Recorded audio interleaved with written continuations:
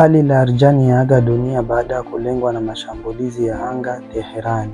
Taarifa zinazoenea katika vyombo vya habari mbalimbali na mitandao ya kijamii zinaelezea kuwa Ali Larijani, katibu wa Baraza la Usalama wa Taifa la Iran, amethibitishwa kufariki dunia baada ya kulengwa katika shambulio la anga lililofanywa katika eneo la Pardis karibu na mji mkuu wa Teherani.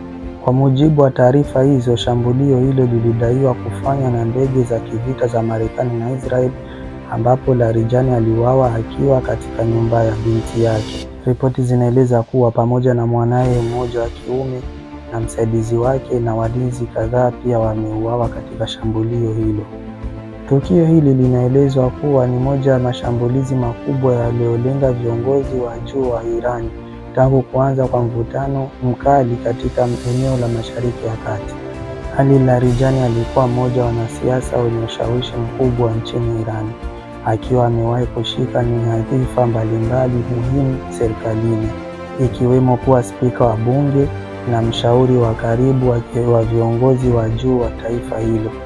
Nafasi yake katika Baraza la Usalama wa Kitaifa linamfanya kuwa kiungo muhimu katika maamuzi ya jeshi na kisiasa, hasa katika kipindi hiki cha mvutano mkubwa wa kikanda. Inaelezwa kwamba kifo cha Larijani kinaweza kuwa na athari kubwa katika siasa za ndani za Iran, pamoja na mwelekeo wa mgogoro unaoendelea katika Mashariki ya Kati. Pia kinaweza kuchochea hatua za kulipiza kisasi kutoka upande wa Iran na kuongeza hatari ya kuongezeka kwa mapigano kati ya Iran, Israel na Marekani. Na hii ni Tamaduni Africa News. Tunakuomba mpendwa mtazamaji uweze kusubscribe channel yetu ili kupata habari za kila siku. Asante.